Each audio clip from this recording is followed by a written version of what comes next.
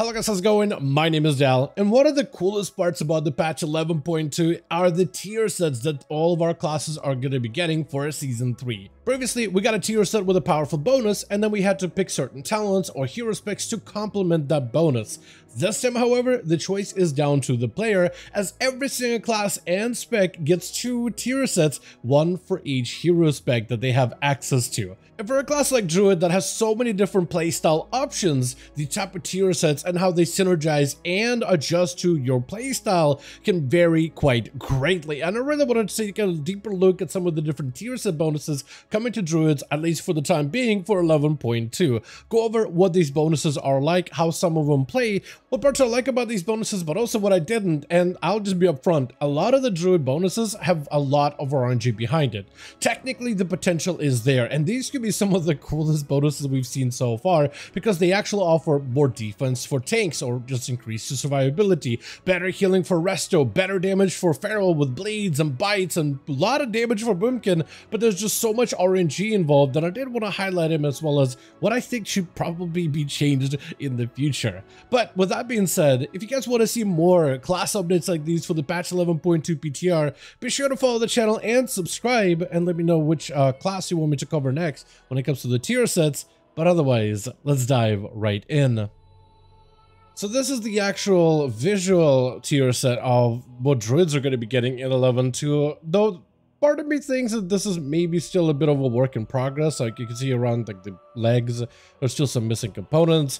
The actual tier set, I gotta say, it's not my most favorite. It really has this like very Tauren vibe with the feathers and the wooden armor pieces for the shoulders, the chest, the helm. I do like how the midriff is showing though. The rest of the set, not my favorite Druid set, but it's not a terrible one, especially for someone who likes a variety with your classes to have different versions of that tier set bonus. I really like the Drustvar bonus we just had, but this thing isn't terrible either. There is a LFR version with a variety of different recolors. Normal, I actually kind of like the recolors of, as well as the heroic. That green really stands out.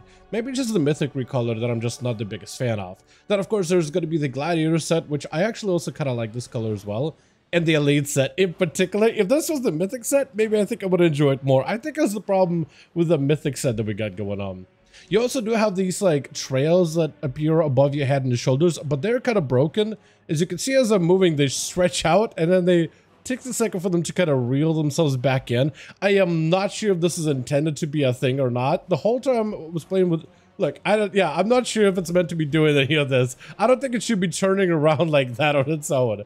Something about it is broken right now. That'll probably get fixed. But the entire time I was playing with Druids, I felt like I was like connected or tethered to a Druid because of like an ability or a trinket. I couldn't tell what that was, but now I understand it's the tier set that was doing it. But while the visuals of the tier set is not amazing, I actually do like some of the tier set bonuses. Starting off in an alphabetical order, I am going to start with a balanced Druid, which will cover 2 of them, then Feral, which will cover 2 others, and then we'll see how this variations of all those 4 hero specs adjust for Guardian and Restoration in terms of their play. Starting with the balance, let's go with the popular one that everybody is playing right now in the live realms, and that is Alune of the Chosen, which is basically all about casting as many arcane-based abilities as a Druid and doing as much arcane damage for Guardian and Boomkin, with a big focus on anything that does arcane, but for balance, I guess cosmic damage as well. They do have this cool thematic component of Lunar Calling, which I think most players play, where Starfire becomes your primary builder. You don't really use Solar Eclipse ever. I almost think Lunar Calling should have been not a choice node, but rather like a node in somewhere as a baseline. It just feels so thematically cool for Boomkin, in my opinion. But yeah, I'm just kind of surprised how this still is a choice node compared to Stellar Command. But the tier set is going to play around some of those components of being a Lunar Druid. With the 2 set reading, Starfire damage is increased by 25%. That is significant. Gaining Astral Power with Starfire has a 50% chance to launch a Star Surge at a victim at 50% effectiveness. So already you playing a talent, at least in AoE, of Lunar Calling, and now you're kind of leaning more into this Lunar Calling that already exists, so you're not necessarily changing your playstyle that much. But even if I don't go into like a full lunar eclipse, as I use this ability, you could see I'll actually from time to time periodical will be firing off these star surges that will cleave to nearby targets. Initially the 2 set only allows you to fire a star surge at 50% effectiveness at a nearby target, so it has a basically one half of chance every time you cast it to randomly star surge to other things. The 4 set, however, causes it to be a little bit stronger and a little bit more effective. With the 4 set on impact, star surges launched by the Starfire proc are now split to 3 additional targets at 80% effectiveness. So priority target takes like half off star surge, the others take off like 80% of that half off. So it's actually star surges that cleave, not something you actually get to use yourself, it's just something that happens passively. But every single time one of those star surges hits, it grants you a stack of Gathering Moonlight. And consuming Fury of Elune, or casting Fury of Elune or Full Moon, consumes the Gathering Moonlight stacks, which will increase your damage by 4% per stack for 12 seconds. Right now in the PTR, this seems to stack up to, at max right now, I've seen 5 stacks, so you could potentially get 20% more damage from the Gathering Moonlight. But with the way that it plays for Boomkin, you're going to be using the ability of Fury of Elune pretty regularly. So in a sense, it kind of just adjusts and gives you 4% more damage times a couple of stacks as you Boomkin whenever you do press the Fury of Elune ability. And the idea for Boomkin right now is to try to use as many arcane abilities to help shave off the cooldown of Fury of Elune, so you actually will get to consume it pretty regularly. Maybe you'll be able to get some situations where you want to bank it up all the way to 5 stacks for like some big burst situation. Maybe you'll just get very, very lucky with Gathering Moonlight, but this playstyle seems more about just casting as many star surges as possible so you can get more procs of Gathering Moonlight, so then by the time your main ability that consumes it is off cooldown, maybe you'll get about 3, 4, or 5 stacks or so. So it's not always going to be a 20% damage amp, but it can be, and in some situations maybe you'll actually will hold the Fury of Elune for a little bit longer for like a very big burst situation. But that just seems like a very, very passive bonus that lasts for only a few seconds every so often. But the faster you can get your abilities like Fury of Elune off cooldown, the more often you can really get the benefits out of it. It just seems like a very, very passive bonus that doesn't necessarily change the way you play. It does encourage you to really stick with to Lunar Calling, so you can prioritize Starfire as your priority filler ability. But it doesn't really redefine a balanced Druids in a crazy way, which I guess is pretty alright if you're used to how passive Fury or Elune's Chosen hero spec is. Now, when you play Keeper of the Grove version of Balanced Druid, you are supposed to be a keeper that summons forces of nature to your side. That is the thematic component of the Keeper playstyle, so the tier set kind of reflects it. Whenever you cast Celestial Alignment, you call down an assistance of a Dryad for 10 seconds that casts Star Surge at 30% effectiveness and Starfall at 100% effectiveness. So every time you press your major cooldown, you summon a Dryad that does things, which the Dryad itself actually has an animation to it, has a model.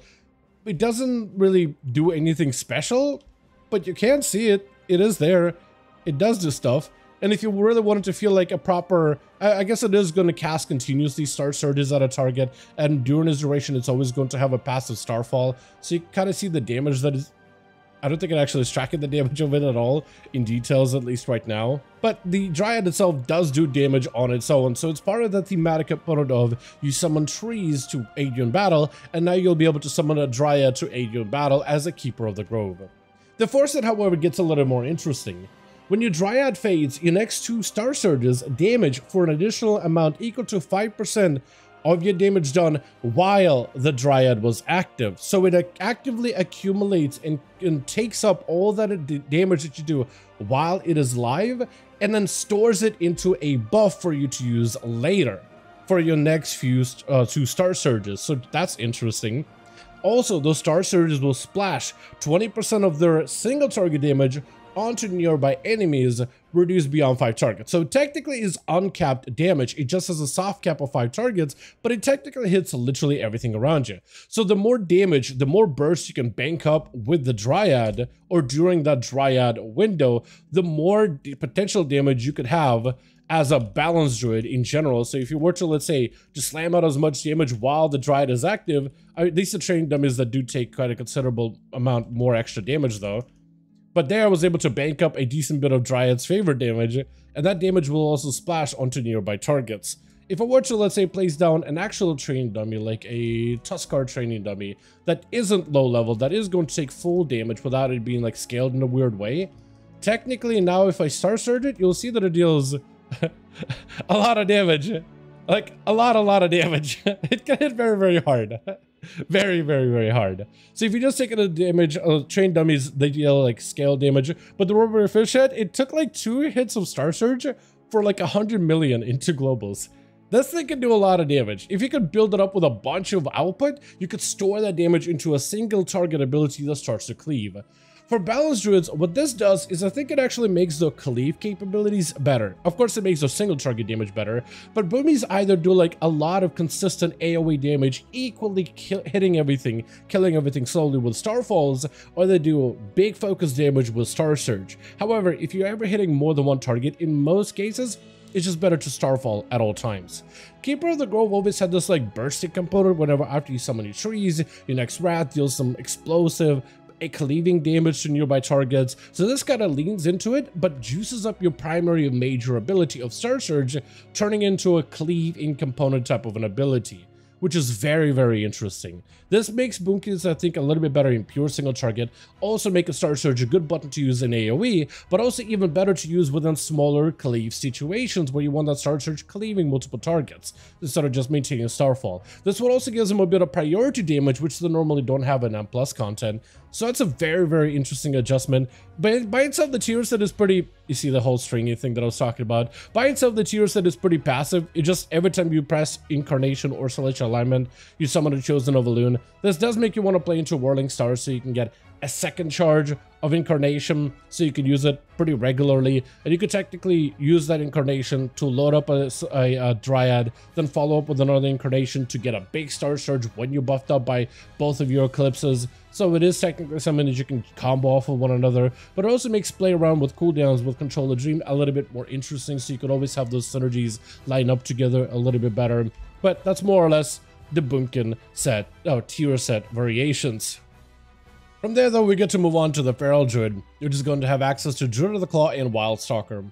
The Druid of the Claw playstyle primarily revolves around getting those big bites from Ravage, which does a bunch of damage, has a cleave capability, and even puts up a dreadful bleed on top of the target. So you have a little bit of bleed, a little bit of this instantaneous bite. Going Berserk allows your abilities to have a higher chance to cause Index versus Bite to become a Ravage. So during your major cooldowns, you just basically get to spam the ability of Ravage as much as possible. Though the way you proc Ravage for the most part is through auto attack, so it's something that comes passively, though there is a little bit of control you can do with certain talents and abilities in order to allow you to get access to it a little bit more regularly. For Feral Druids, as the Druid of the Claw, your 2-set reads, Ravage increases your haste by 10%, which does increase your auto attack speeds a little bit, so technically that haste increase can give you more procs for even more Ravages, potentially. Sounds like haste have always been a little weird for Feral Druids, because sometimes they're really good, sometimes they're kind of really whatever, but he in this situation, I think haste as of recently has gotten a lot better as a stat, so for them it's actually not that terrible, at least as of this moment. The 2-set not only grants you haste, but also chance to critical strike by 10%, which allows you to not only hit harder, but also have a chance to build up calm points more effectively, as whenever you crit, you generate an extra calm point as a Feral Druid, so that just makes it a little bit more efficient for you to be able to get calm points built up on the spec. It also increases your Blades damage by 30% for 5 seconds, so if you could chain a bunch of these Ravages again and again, then you can actually amplify your bleeds quite a decent bit. Your 4-set reads, Ravage has a 40% chance to make your Ravage your target again 4 seconds later at 100% of the initial power. So it's just completely RNG. Sometimes when you Ravage, you'll Ravage again after a little bit, and that will proc your 2-set. So technically, it will give you a little bit more uptime with your 2-sets, so instead of every 5 seconds, it can be potentially closer to like 10-ish seconds or so. So that can be nice, but it's also very RNG. So the set itself is pretty passive. Once you get a single Ravage, you might be able to Ravage again, which will deal additional damage while prolonging your 2-set bonus. But like gameplay-wise, it doesn't really do much. I guess the only thing you can really do is try to use Berserk as often as possible. The shorter of a cooldown you can have for that ability, the better. Being able to proc a Ravage in the opener with Killing Strikes can also be very, very good, because that'll just give you like a guaranteed Ravage that potentially could change chain into another Ravage, so you could start your opener with that. But for the most part, it doesn't really do anything special. It just plays itself in the background, and whenever you get Ravage, you do well. But if you don't get lucky on those double Ravages, your damage is just gonna go. I wish there was a little bit more of an interactive component, but by itself, if it's tuned correctly, passively, it'll probably be a decent enough tier set. And the other hero talents that druids have access to is Wildstalker, which is also pretty passive. You put up bleeds on targets, and they can sometimes grow these vines that will deal additional bleed damage to the target. Multiple vines can overlap the target, increasing the amount of damage they take from your abilities. If you bite down on a vine or if it expires, it also explodes, dealing AoE damage. And there's also some components where you could potentially proc him in a guaranteed way, but not regularly. Wildstalker, like Druid of the Claw, is also pretty passive. So for the actual tier set bonuses, you get the 2 set. The rate at which Bloodseeker vines grow is increased by 40%. Tiger's Fury causes Bloodseeker vines to grow on up to 3 valid enemies. So this has at least a little bit of interaction where you're taking that RNG and are baking it into more of a guaranteed component. Whenever you pop Tiger's Fury, if let's say you're fighting a singular foe, a single target, you can grow 3 vines against that target guaranteed. So if let's say I were to build a bunch of damage and then I pop Tiger's Fury, you'll see there's a vine growing, second, and because it's supposed to grow another vine, but apparently didn't. It's supposed to grow a 3rd vine on that priority target if it doesn't have any other target. So if you're on single target, you can go up to 3 vines at the same time on a target. That is a burst of damage with the vines, but also it adds a element where those vines also apply a damage debuff on the target, so you actually take more damage from your abilities during that window. The 4 set reads, Bloodseeker vines have a 20% chance to trigger bursting growth. So that is the AoE component of the Wildstalker. Bursting growth causes the vines to explode into thorns, dealing damage to nearby targets whenever you bite it or whenever they expire. So now you're causing Bloodseeker vines to just explode every 2 seconds at 100% effectiveness. Each stack of Bloodseeker vines on an enemy increases the bursting growth damage taken by 40%. So that actual bursting growth gets stronger and stronger and also becomes a more of a component that will start to deal more significant damage against the target. It is cool that now it has a bit of synergy with your cooldown, so the vines will be there when you have a major damage moment in order to be able to further empower it. But gameplay-wise, it doesn't necessarily do anything special, but it is just a little bit more interactive than what Druid of the Claw offers. So I'm not trying to say anything bad about this one. I just never really enjoyed Wildstalker forever, but this never been my favorite playstyle, but this is at least a better variation of it. From there, though, we have the Guardian Druid, which is going to share Elun's Chosen and Druid of the Claw playstyles for Boomkin and Feral. Starting with Elun's Chosen, you're going to have a very similar tier set to the Boomkin. Thrash damage is increased by 20%, and Thrash has a 40% chance to launch Star Surge at a victim at a 65% effectiveness. So instead of using a Starfire ability, now you're using Thrash.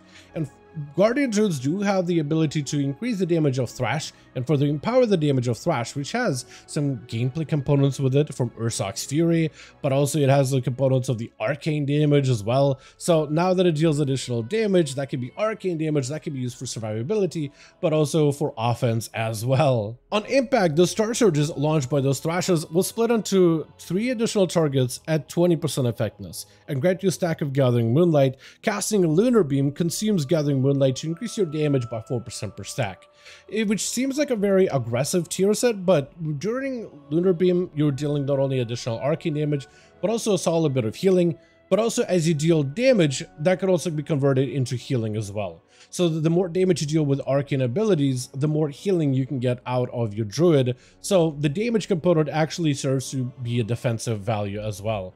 But for the most part, it just makes Thrashes a little bit better. Thrashes will sometimes send out a Star Surge at a target. If it hits multiple targets, and those Gathering Moonlights will deal additional damage, but also will empower your next Lunar Beam. Lunar Beam is an ability that has a very short cooldown, but can be made even shorter thanks to Elun's Chosen playstyle, specifically from the Lunation talent, so you can dip into that tier set a little bit more regularly. So it's a very, very passive tier set, very similar for Boomkins, but just makes the whole Arcane Bear just a bit more effective without necessarily changing your gameplay. Which is a very similar thing we observe also when we switch over to the Druid of the Claw, as the tier set for Feral and Guardian is practically the same. Ravage increases your haste by 10%, chance to critical strike by 10%, and the damage your bleeds deal by 30%. Although bleeds for Guardian Druids don't really hit that hard, but empowering your bleeds can make your thrash better, and Ursoc's Fury can become a little bit stronger because of it, so there's at least a little bit of a component to that as well. Ravage has a 40% chance to make an next Ravage your target again for 4 seconds at later at 60% effectiveness, which can be good because the way that the Ravage works for Guardian Druids, it does have a bit of a defensive component with it. Dreadful Wound taps enemy's strength, reducing damage they deal to you by 15%.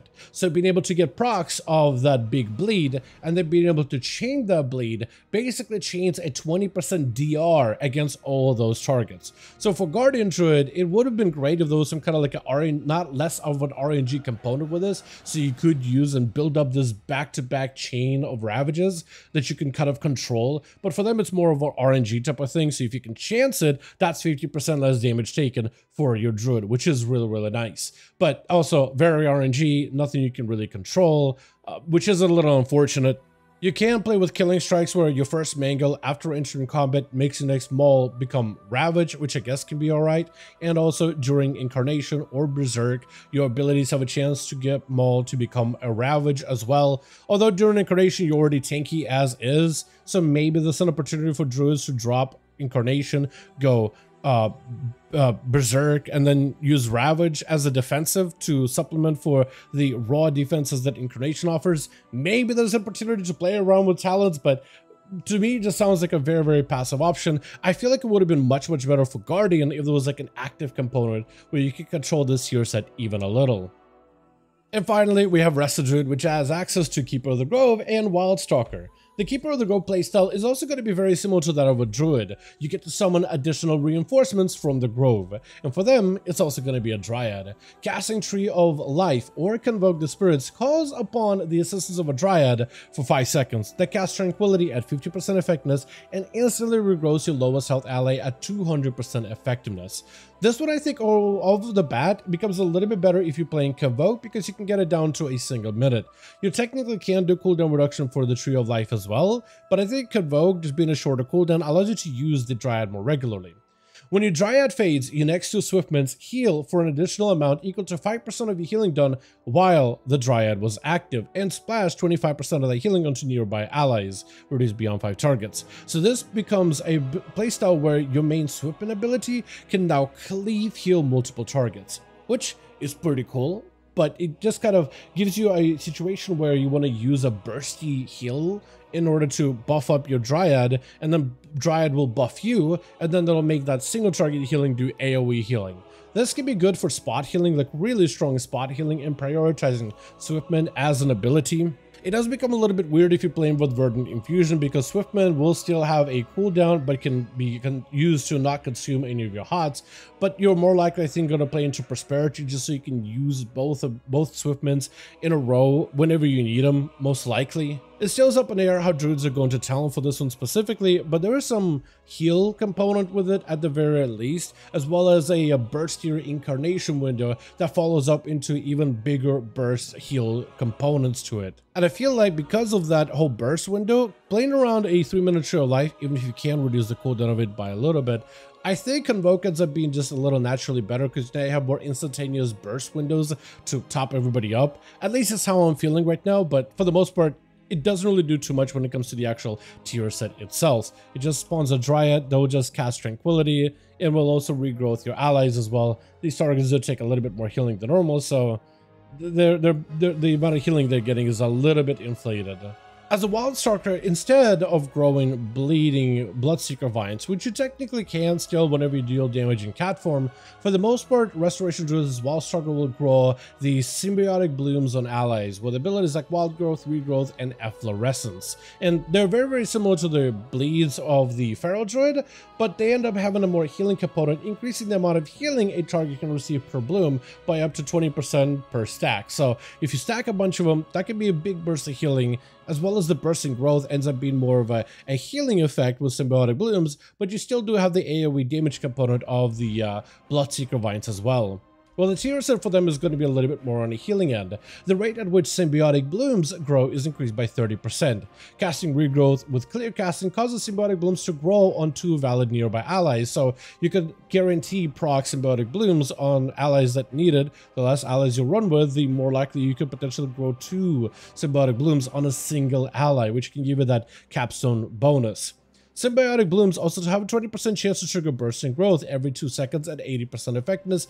Each stack of symbiotic blooms on an ally increases bursting growth healing taken by 30%. So if you can get a lot of these symbiotic blooms to grow on a singular ally and then it bursts, that could potentially be a ton of healing to that one ally. The thing is about blooms and vines, however, there isn't too much you can really essentially do when it comes to your overall like healing output. The blooms and the vines, they kind of grow all on their own and they kind of pick their target. I guess you could try to spam regrowths into a target, try to see if you can control how many blooms you can get potentially. But that's really about all you can really do. Because let's say you just want to be able to load up your tank because they're about to take a huge bit of damage. You hit them with a regrowth, hoping that you'll grow a bloom on them. But then I kind of grew a bloom on this guy instead, which is fine if you're trying to spread heal. But if you just want to focus your blooms on a singular ally, it becomes a lot harder. And I also grew a bunch of these real quick here. A bunch of symbiotic blooms are active, so if anything, I can increase my own healing whenever I do grow these blooms, which is fine on its own.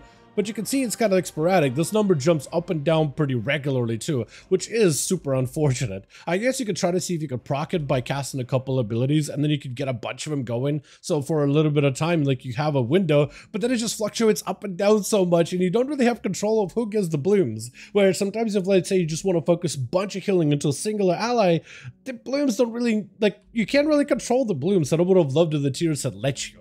I think on its own it'll probably be fine, but I could totally see situations where it's like a friend of yours or an ally in a raid is dying. You're trying to throw some spot healing on him, but blooms just do not pick up for one reason or another. I could totally see that being like a frustration element in the future, or maybe like you're in a dungeon and you're trying to bloom up a tank because he's about to take a huge hit, but it keeps going on your DPS or on you. And I think it would have been a little bit better if you had a bit more control of where these blooms go. The same thing goes for the feral druid with the vines. If you could have a bit more control of have these vines go on a priority target, so you can have a bit more of this like funnel healing or funnel damage to it. But yeah, the RNG effect, I'm not a big fan of the completely RNG tier sets. I like the ones that you have a little bit more interactions with, and while I like the potential power that comes with this one, I wish there was some kind of a control that you could exert with the blooms as a resto. But with that being said, as always, I don't want to thank all of you guys so much for watching, and I hope you guys did enjoy the video. If you did enjoy it or found it informative, go ahead and give this video a like. I would very much appreciate it. Also, join our Discord community, especially if you just want to keep up with anything new regarding patch 11.2 PTR. Also, let me know your thoughts in the comments down below, and as always, I'll see all of you guys in our next one.